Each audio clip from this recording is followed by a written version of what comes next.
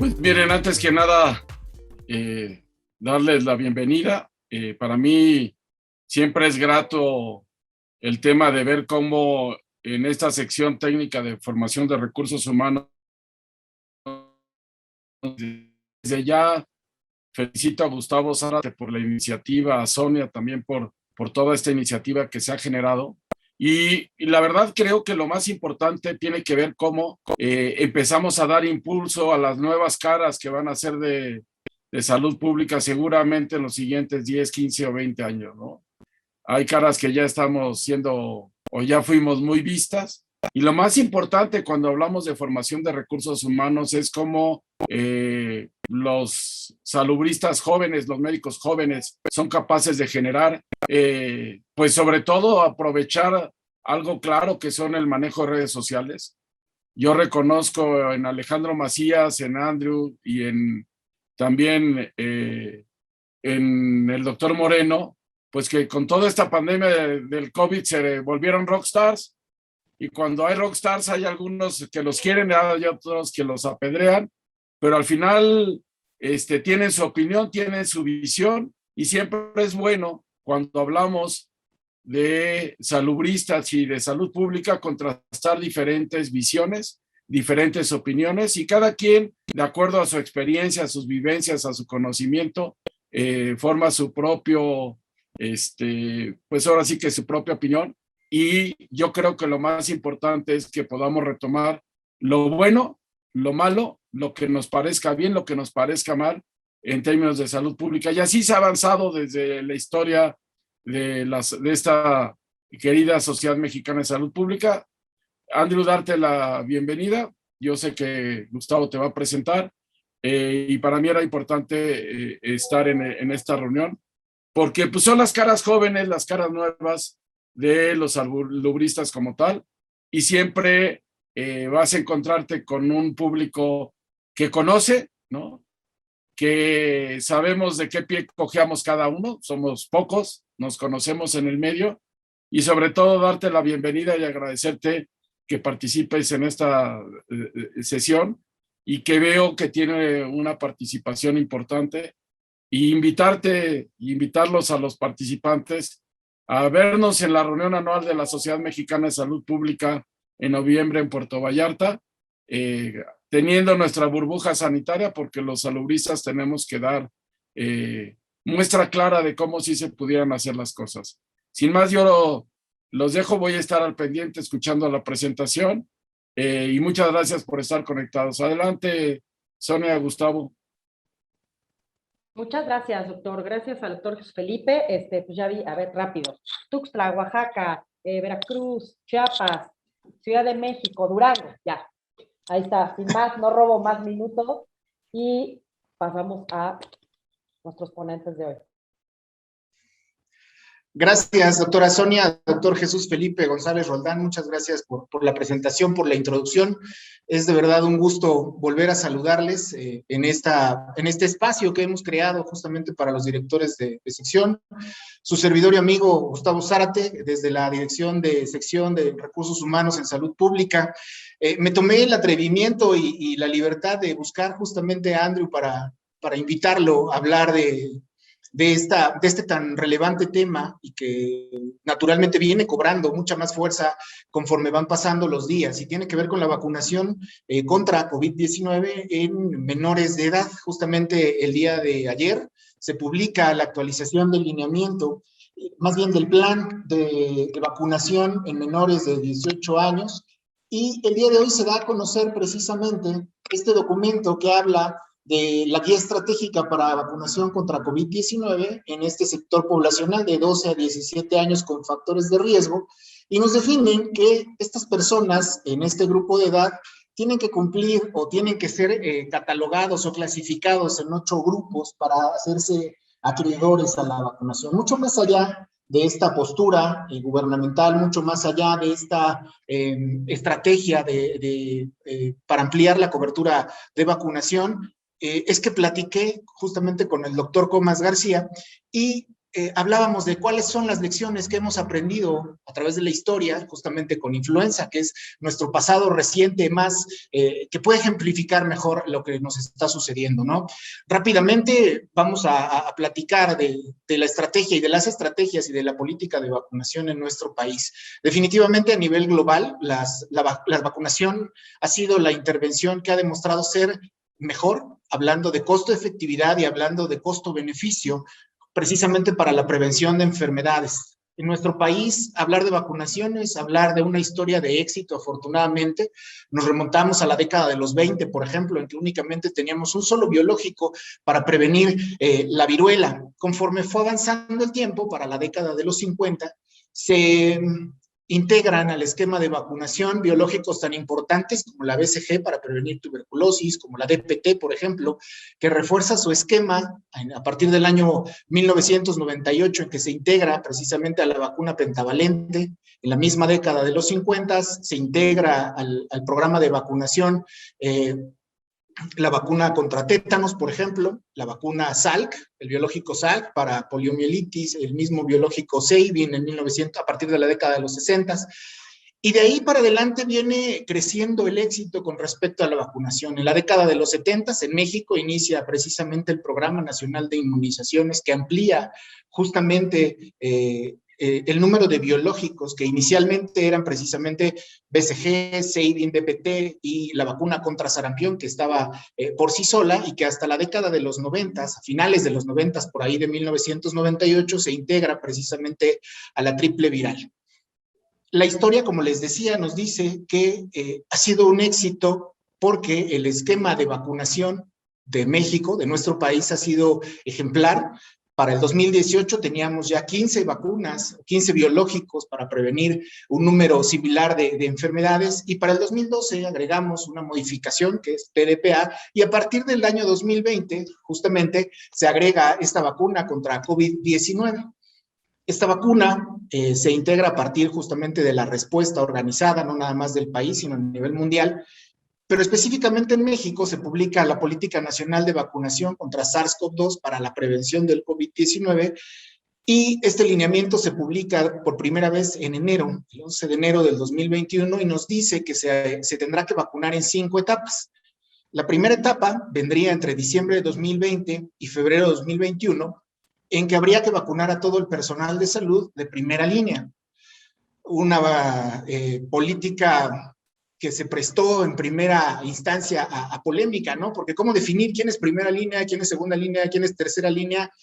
Sin embargo, bueno, en la definición de esta política de vacunación, la primera línea, es decir, las personas que estaban en una primera respuesta, estos primeros respondientes a la emergencia sanitaria, eran quienes se hacían acreedores, por así decirlo, a este biológico. La segunda etapa comprendía de los meses de febrero a abril de 2021 y consistía en vacunar al resto del personal de salud, no nada más a quienes eran primeros respondientes, sino a todos aquellos que involucraban justamente la respuesta. Personal de salud, naturalmente médicos, enfermeras, nutricionistas, nutriólogos, pero también tomaba en cuenta camilleros, tomaba en cuenta personal de seguridad de los mismos hospitales, y en esta misma segunda fase se planteó vacunar a todos aquellos que tuvieran más de 60 años y que fueran portadores también de alguna comorbilidad. Para la tercera etapa se definió que fuera entre abril y mayo, justamente de este mismo año, 2021, y que se vacunara a las personas entre 50 y 59 años. Para la etapa 4, se propone que fuera entre mayo y junio y que se vacunara a todas las personas que tuvieran entre 40 y 49 años, y la quinta etapa contempla de junio de 2021 a marzo del 2022 para vacunar al resto de la población. Los que estamos inmersos en este asunto de la salud pública, de la epidemiología, de la infectología, de la vida hospitalaria, y quienes estamos atentos precisamente a la emergencia sanitaria, hemos dado cuenta que en estos días, de manera mediática, ha habido mucha presión y mucha controversia con respecto a la vacunación en este grupo de menores de edad, porque se priorizaron algunos sectores como el sector educativo, por ejemplo, como el sector de seguridad. Y bueno, de ahí nace la preocupación y la iniciativa de saber qué sucede y por qué es importante vacunar precisamente a este grupo de edad de los menores, porque evidentemente la historia también nos ha demostrado que el vacunar precisamente a los mayores que rodeamos a un niño, le conferimos cierta protección y determinado grado de protección. Digo, ya históricamente en este asunto de la vacunación está, por ejemplo, la estrategia Capullo para la prevención de pertussis, por ejemplo. Se sabe también que vacunar a los adultos en una casa, en una familia donde hay menores, reduce el riesgo de enfermar en los menores hasta en un 60% hablando de influenza. Por eso es que me tomé el atrevimiento y la libertad de buscar al doctor Andreu Comas García para que él nos platicara justamente desde su expertise qué sucede y cuál puede ser el impacto en salud pública. Les platico brevemente quién es el doctor Comas para ya no robarle más tiempo. El doctor Comas es médico cirujano, egresado de la Universidad Autónoma de San Luis Potosí. Él es maestro en enfermedades infecciosas por el Instituto Nacional de Salud Pública y es además doctor en ciencias por la UNAM. Tiene un postdoctorado en el Cuerpo Académico de Virología de la Universidad Autónoma de San Luis Potosí y actualmente se desempeña como profesor e investigador justamente en esta misma Universidad Autónoma de San Luis Potosí, además de ser consultor experto en epidemiología de virus respiratorios. Doctor Comas, por favor, adelante, el auditorio es tuyo. Pues antes que nada, muchas gracias por la invitación. Estoy muy agradecido con todos ustedes, ¿no? Con el doctor Jesús Felipe, contigo, doctor Gustavo, con la doctora Sonia. Y bueno, hoy les voy a hablar pues, de un tema que a mí me apasiona mucho, que es la parte, bueno, no solo de la epidemiología de los virus respiratorios, que es algo que ya llevo yo pues, trabajando desde el 2005, sino juntar la salud pública con las cuestiones también de ciencia básica y entender por qué es importante que vacunemos a los menores de 18 años contra el COVID. Pareciera ser que gran parte del mundo lo ha entendido. Desgraciadamente, quien manda en nuestro país no lo ha entendido o no lo tiene muy claro. Y esto nos va a traer a la larga consecuencias, ¿sí? Y nos va a traer consecuencias que podrán ser desde cuestiones virológicas hasta cuestiones de salud pública. En ese rango van a ir las consecuencias y pasando por económicas, educativas, recreativas, etcétera. Hace un año nos decía el gobierno, sacaba esta lamentable infografía donde decía que el coronavirus no era una situación de emergencia, que no había que cancelar eventos masivos. Bueno, lo único que está bien yo creo que es que no hay que hacer compra de pánico, que seguían sus actividades normales y que no era una enfermedad grave, ¿sí? Después nos dicen que más del 90% de los casos del COVID son leve, ¿sí? Y luego, de hecho, aquí en San Luis Potosí decían en una reunión bastante cantinflesca, el subsecretario, que bueno, que los niños no eran una población que nos preocupara. Y en ese momento no lo era. Más adelante explicaré por qué. Pero hoy sí es una población que tiene riesgo, ¿no? ¿Cómo vamos en general? Vamos en el descenso de esta tercera ola. En azul vemos los casos, en rojo vemos las muertes.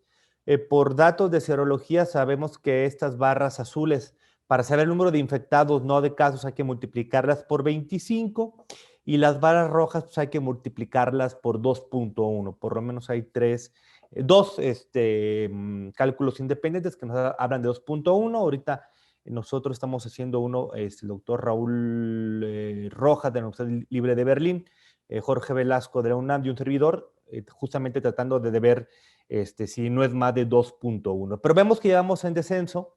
Y vemos que ya, gracias a la vacunación que ha habido, ya tenemos un desfase entre la curva de casos, la curva de hospitalización y la curva de mortalidad, situación que no ocurrió en las primeras dos olas, ¿sí? Donde teníamos prácticamente al mismo tiempo las tres curvas. Ahora vamos en descenso, claro, sí, es un descenso que todavía en promedio estamos a niveles del primer pico, y que, bueno, ahorita se ve un ligero alteración en los datos, tiene que ver con las fiestas de los días patrios y que vamos a llegar hacia octubre, noviembre al mínimo y hacia diciembre vendrá la cuarta ola, que probablemente sea la última ola grande que tengamos. Aquí vemos la proyección de defunciones. Si nosotros hacemos las muertes directas, indirectas, asociadas, México es el segundo país del mundo con más muertes y vemos que la tendencia sigue aumentando. Esperamos que para mediados de noviembre, pues estemos rebasando ya las 290,000 muertes de manera oficial, ¿sí?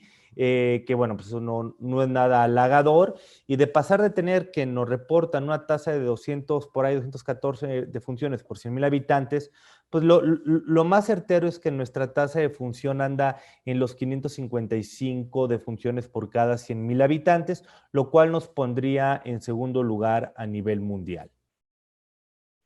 Esta diapositiva me gusta porque esta diapositiva lo que estamos viendo es un parámetro que le llamamos la transmisión diaria, que es el número de casos que se dan o que se rigen todos los días por cada millón de habitantes.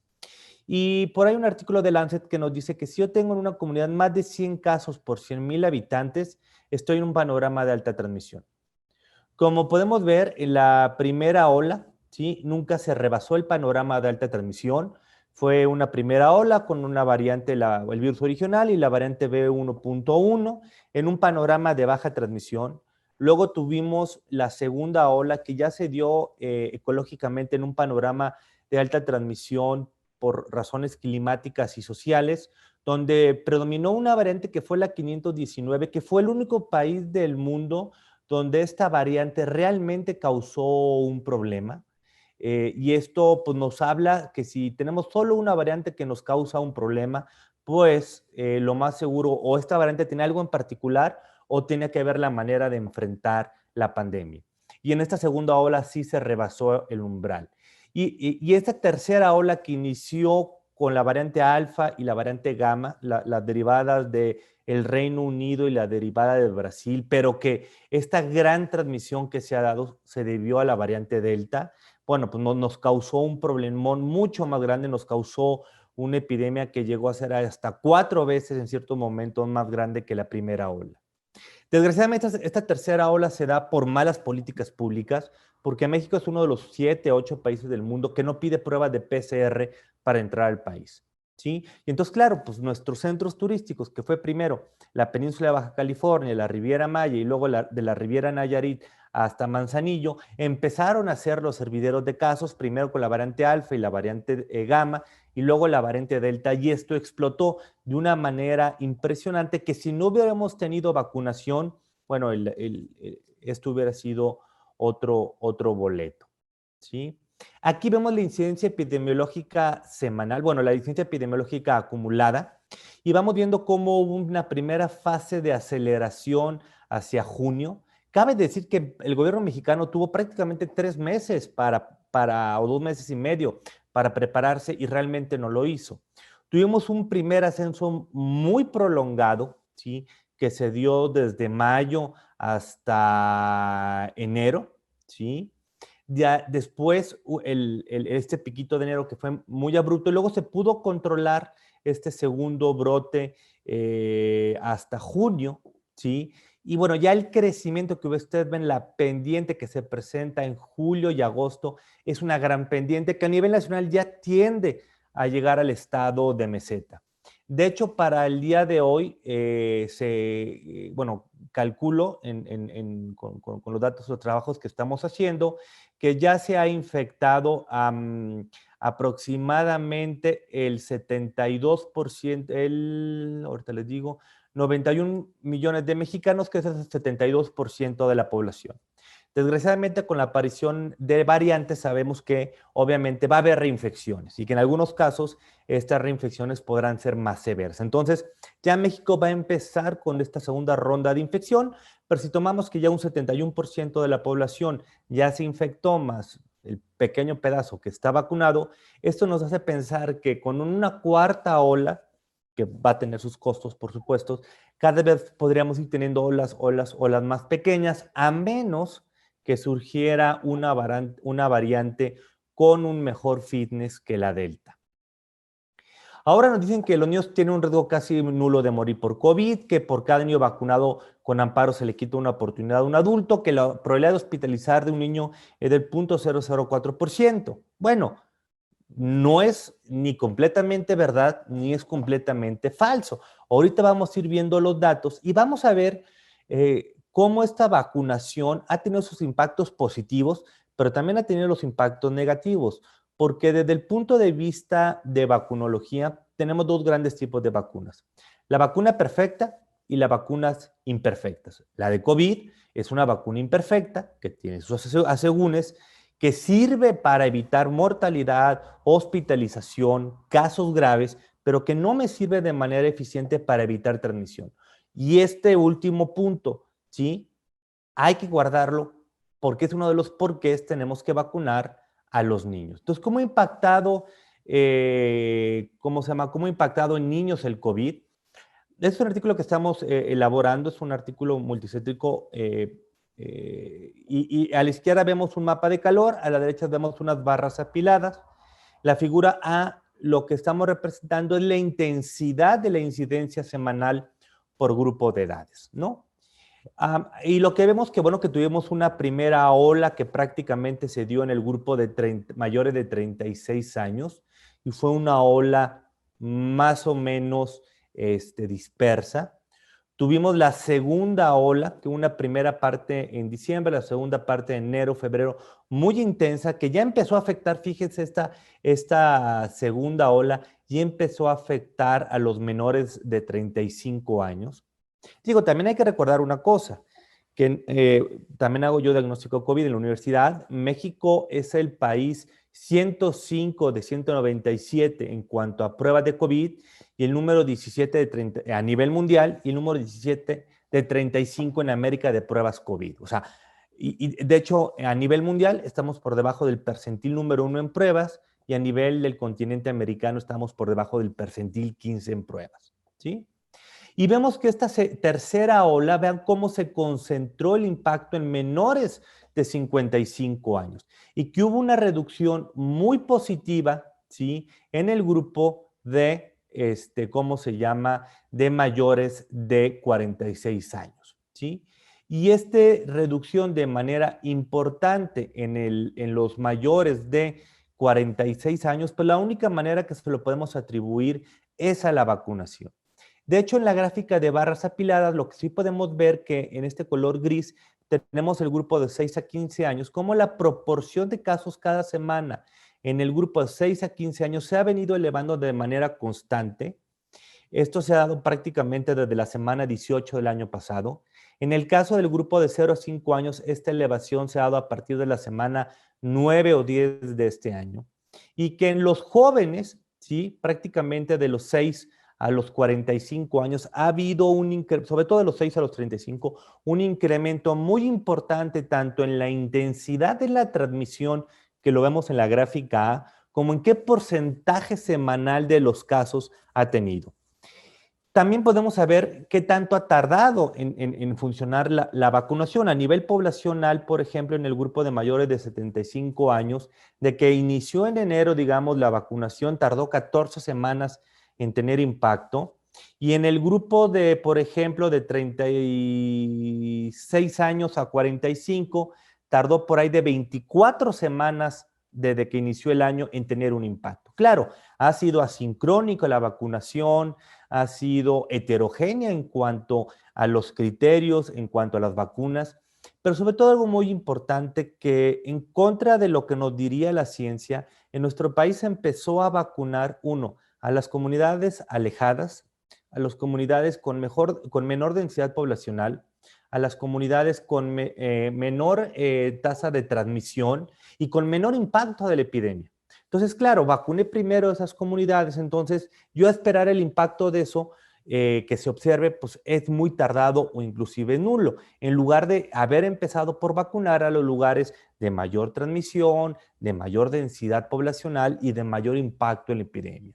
Pero bueno, así fue la estrategia que se diseñó en nuestro país. Entonces, la intención de esta diapositiva es mostrarles cómo sí la vacunación ha impactado de manera muy buena en cuanto a la intensidad y la proporción de la incidencia semanal en los mayores de 55, pero nos está generando un incremento en los menores, en los mayores de 46, pero nos está generando un incremento en los menores de 46 años.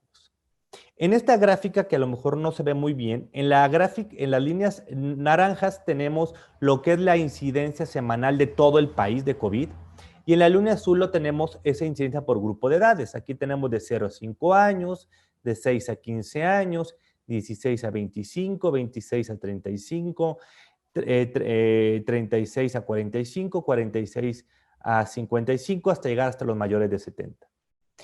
En los recuadros que podemos observar a partir de los 46 años, vemos cómo en este recuadro hay un cambio en la tendencia de la relación entre la incidencia de todo el país versus la incidencia de ese grupo poblacional. Vemos que en el grupo de 46 a 55 años se invierte, mientras que antes de la vacunación era mayor la incidencia del grupo de edad, luego se volvió mayor la incidencia nacional, ¿sí?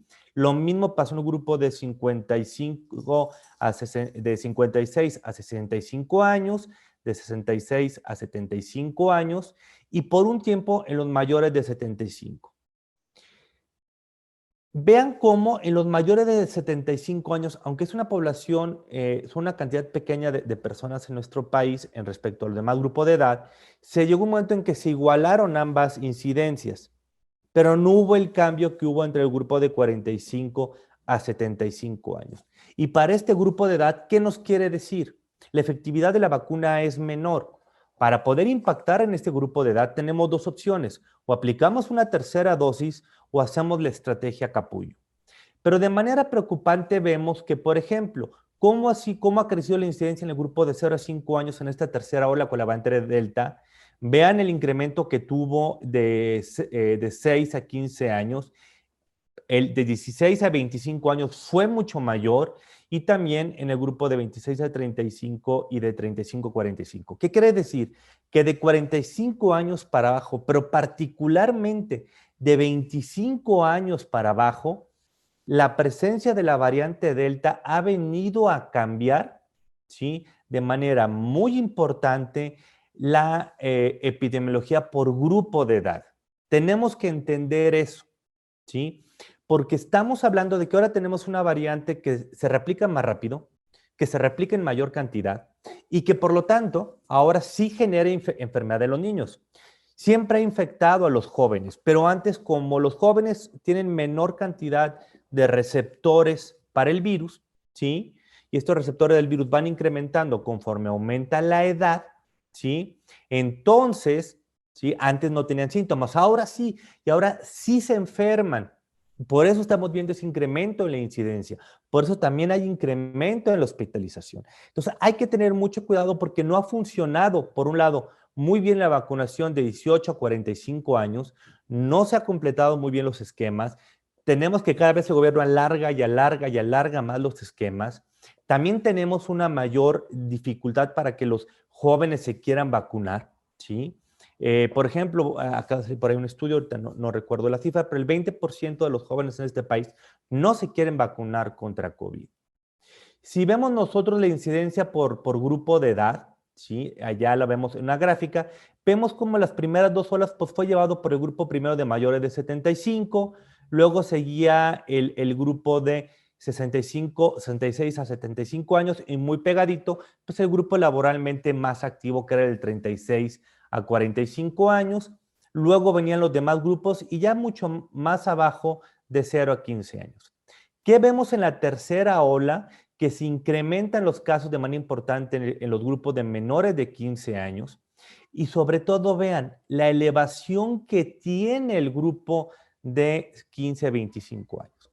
De hecho, si comparamos la incidencia entre la semana 9 del 2020 con la semana 20 del 2021, hasta la semana 20 del 2021, versus la semana 21 del 2021 a la 34 del 2021, mientras que vemos que a partir de los 46 años hay una reducción en la incidencia, 3%, 24%, 37%, 38%, ¿sí?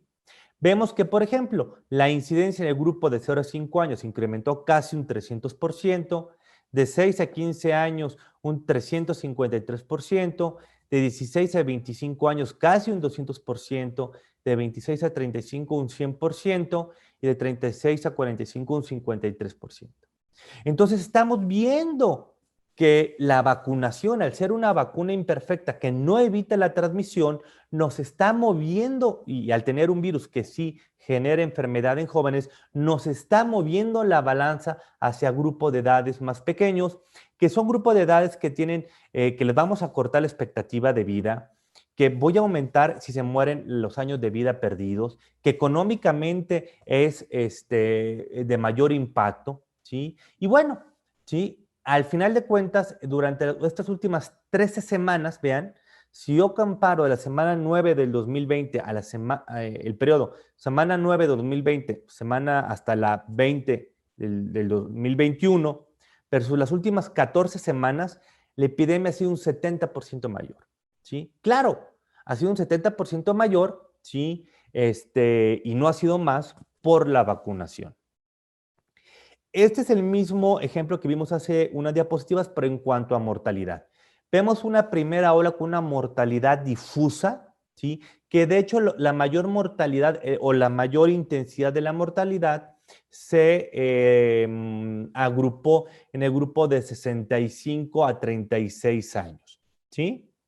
Y entonces, ¿sí? Después baja esta mortalidad, pero vean la mortalidad de la segunda ola, ¿sí? Esa mortalidad fue muy dura entre 36 años hacia arriba, pero también hubo una mortalidad nada despreciable, una intensidad de mortalidad en los menores de 35 años. Ahora, ¿qué nos preocupa? Claro, y ahora vemos la tercera ola. A pesar de la heterogeneidad de las vacunas aplicadas, a pesar de, ¿cómo se llama?, de la baja tasa de vacunación que tenemos, a pesar de tantas cosas en la vacunación, se ha logrado un impacto muy importante a partir de los 46 años en mortalidad y un impacto bastante bueno de los 36 a los 45 años. Sin embargo, y esta es la parte preocupante, la intensidad de la mortalidad en el grupo de 6 a 35 años, particularmente de 16 a 35 años, se ha incrementado. Y también, por cierto, se nos ha incrementado de manera importante la mortalidad materna. Y este desbalance que ha habido en incidencia y mortalidad en los grupos mayores de 36 años, ¿sí?, se ha ido recargando en los menores de 36 años. Afortunadamente, y a pesar de que tuvimos un brote 4 veces mayor que la primera ola, vean cómo la mortalidad en general, ¿sí?, es mucho menor y no llegó a los niveles de la primera y la segunda ola, ¿sí? Esto es una gráfica interesante en donde es una relación por grupo de edades, donde yo tengo la incidencia del grupo de edad entre la incidencia nacional. Y aquí yo puedo determinar, vean, cómo prácticamente entre la semana 15 del 2020 hasta la semana 13 del 2021, pues prácticamente todos los grupos de edad mayores de 36 años se mantuvieron estables. Pero después vemos una reducción, una caída importante en esta incidencia. ¿Qué quiere decir? Que la incidencia de grupo fue menor que la incidencia poblacional. ¿Y a qué se debió este efecto? A la vacunación. Sin embargo, vean cómo en el grupo de mayores de 75 años se está recuperando esta relación, ¿sí? Probablemente no vaya a llegar a los niveles previos de la vacunación, pero aquí estos son probablemente fallas vacunales esperados por la edad de la población. Y repito, o vacuno o revacuno a esos mayores de 75 años, ¿sí? O, ¿sí?, hago algo mejor, establezco una estrategia capullo. ¿Y por qué vale más la pena establecer una estrategia capullo? Porque ven la incidencia en el grupo de 0 a 15 años, que son estas dos líneas, ha ido constantemente incrementando la incidencia de grupo con respecto a la incidencia nacional. Y mientras en los otros dos grupos de 16 a 35 años se habían mantenido más o menos estable, ahora tenemos un salto abrupto, ¿sí? Claro, este salto abrupto lo podremos contener ya pronto gracias a vacunación.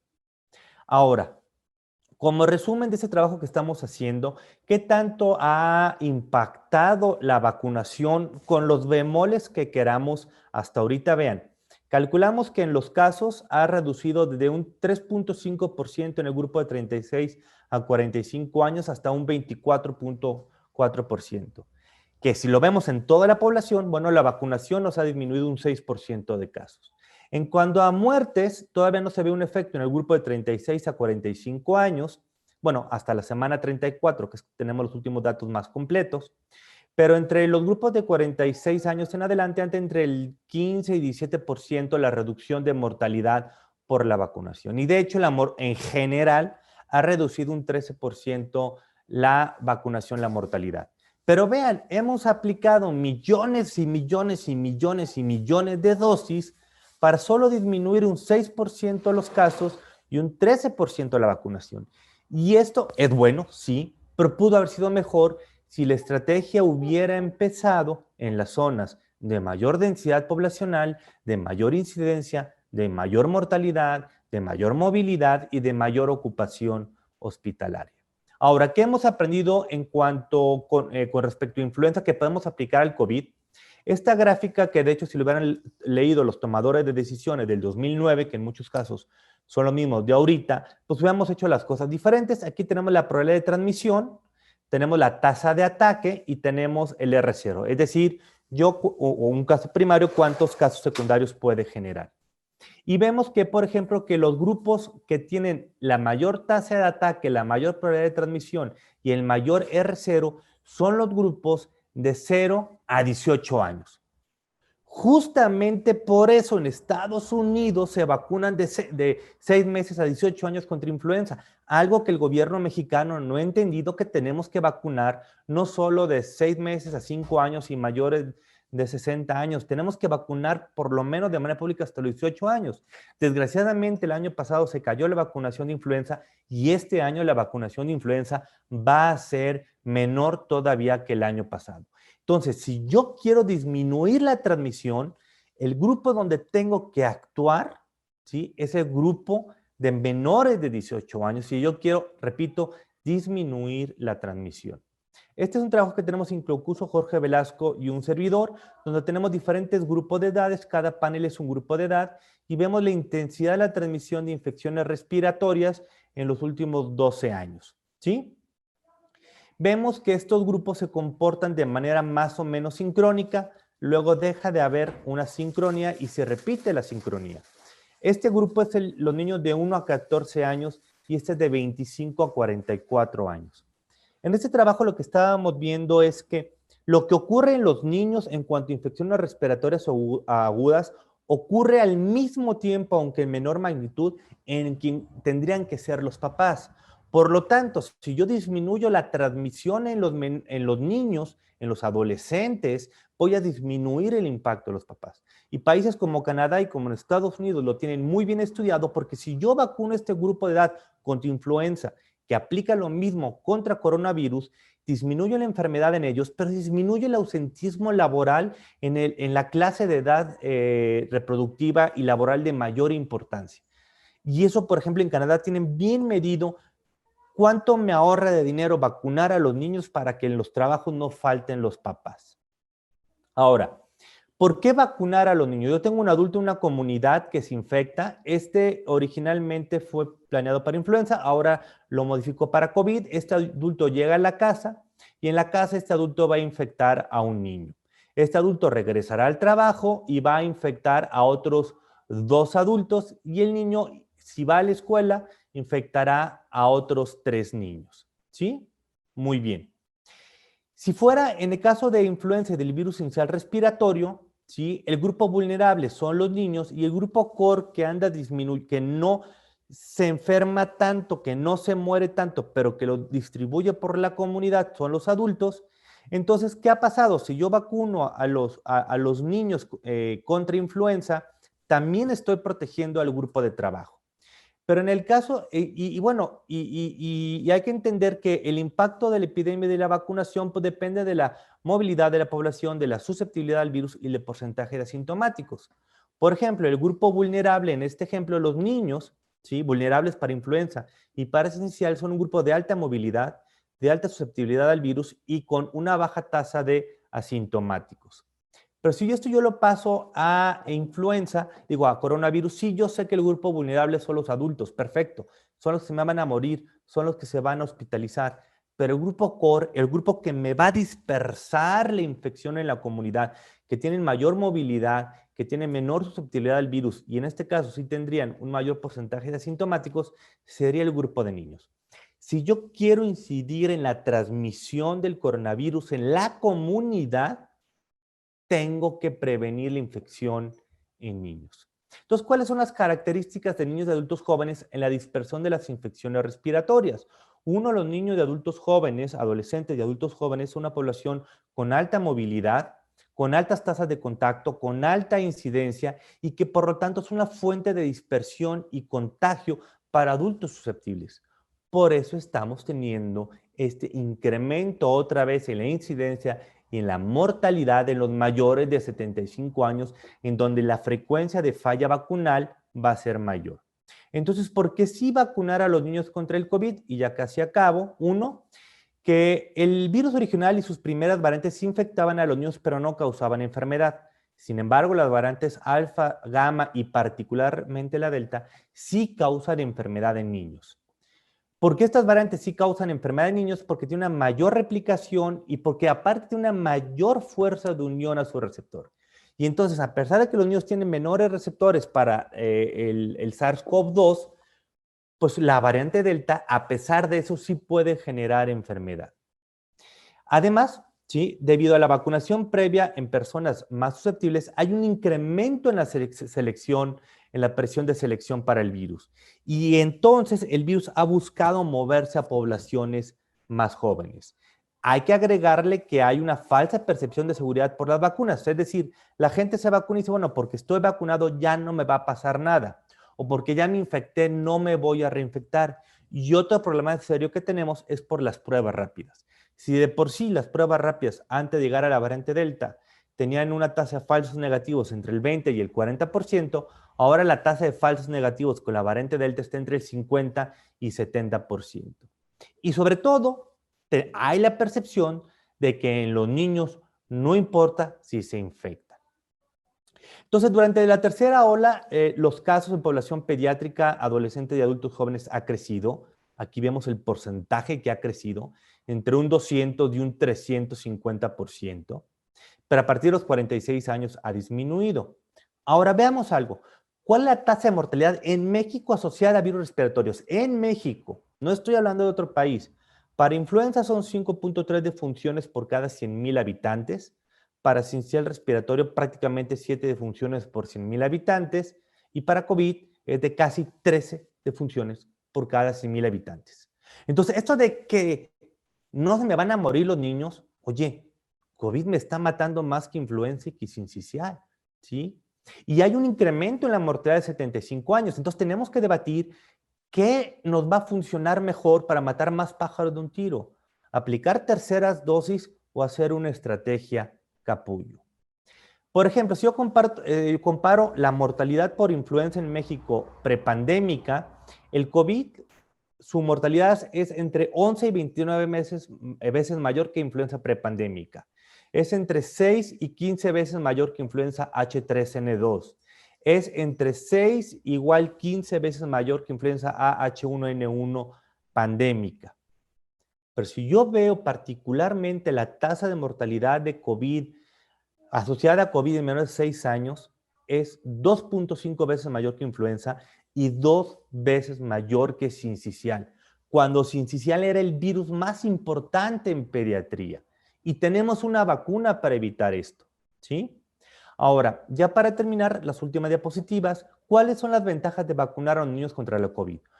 Por un lado es disminuir la carga de enfermedad de niños y en adolescentes, disminuye incidencia, mortalidad, hospitalización, uso de medicamentos, uso de servicios de salud, ausentismo escolar, ausentismo laboral de padres y cuidadores. Disminuye la transmisión a nivel comunitario.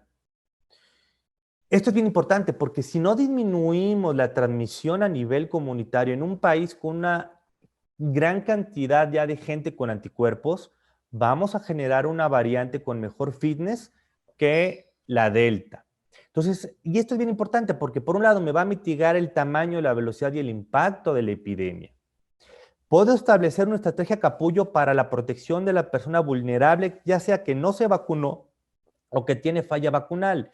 Disminuyo la carga de enfermedad en mayores de 75 años, en vulnerables y en no vacunados. Evito las secuelas de COVID largo en mis niños y estoy disminuyendo discapacidades al futuro.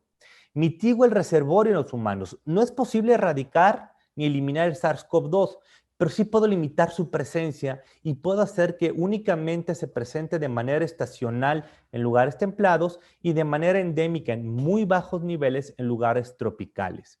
Genera una inmunidad de rebaño efectiva. Nosotros ya generamos la inmunidad de rebaño natural contra la variante original, ya desapareció. Hoy más del 90-92% de las muestras es la variante Delta.